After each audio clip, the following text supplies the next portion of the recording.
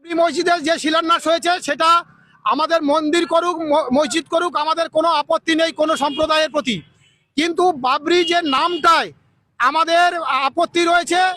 এবং এই আপত্তিটা যার কারণ যারা আমাদের দেশকে লুণ্ঠন করেছে, যাদের আমাদের দেশকে অত্যাচার করেছে, তাদের নামে কোনো মসজিদ হোক এটা আমরা চাই না।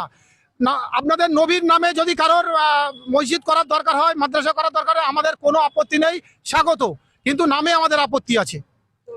আর আমরা মনে করি যে এই হুমায়ুন কবির যিনি এটা করেছেন এনার পিছনে বিজেপির গোপন ইন্ধন আছে, না হলে তার এত সাহস হয় না এখানে এইরকম ধরনের একটা মসজিদ করে, যে মন্দিরটা আজকের ভেঙে চলে গেছিল সেইটাকে আবার পুনর্জাগরণ করে উস্কিয়ে দেওয়া, ধর্মীয় বিভাজন করাটা তার এদের ইন্ধন ছাড়া এটা কখনো সম্ভব না। যে কথাগুলো বললেন যে মসজিদটা যদি ওদের নবীর নামে রাখা হতো তাহলে ভালো হতো, অন্য নামে মসজিদটা রাখুক ভালো হতো, কিন্তু বাবরের নামে ইনাদের অনেক আপত্তি, অনেক হিন্দুরাও বলেছে বাবরের নামে অনেকজন আপত্তি করেছে। আমি বিষয়টা বুঝতে পারি না, মানে বাবরের নামে আপত্তিটা কেন? আর ভারতবর্ষে যে বাবর নামে মানুষগুলো আছে তাহলে তাদের কি করতে হবে?